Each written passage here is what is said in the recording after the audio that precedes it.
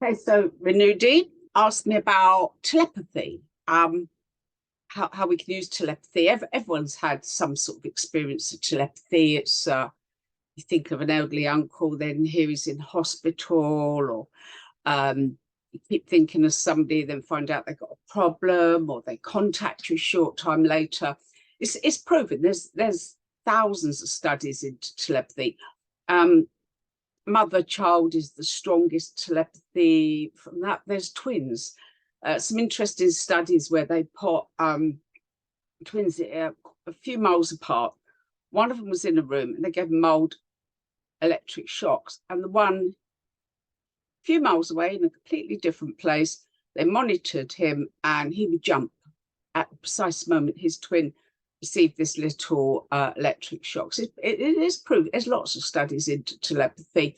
But the key thing is sending a message is great. So if somebody you want to speak to, you want to send them a message. Now, sometimes we can't actually say what we want to say to somebody, and it could be they're closed, they don't want to listen, or they're not going to believe you. Or sometimes, supposing you've got a boss that's really difficult. You can't just go out and say to your boss, you're an idiot or you're being horrible. You need to be able to send them a message.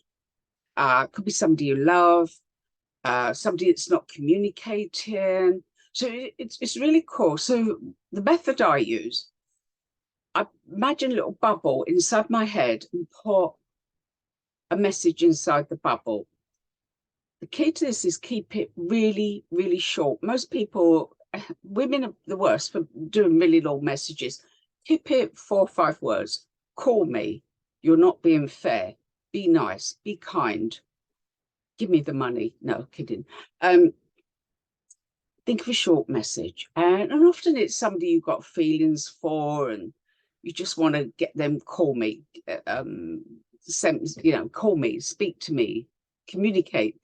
A good time to do this, what you do is you imagine it in a bubble in your head, and you imagine sending that bubble and it popping into the middle of their forehead. And they receive the message. A good time to do this is in the middle of the night. They're asleep, because during the day we're so busy, we have fleeting thoughts and we dismiss them.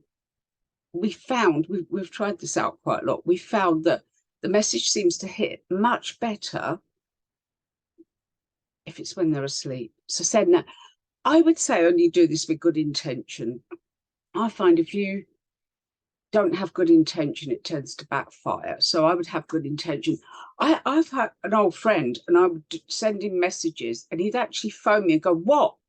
He knew I was sending him telepathic messages. He'd go, what do you want? I'm trying to work. So it really, really effective. Do try it. Before you go to sleep, I would put out to the universe, wake me up when ... person is at their most receptive. You'll wake up probably the early hours of the morning.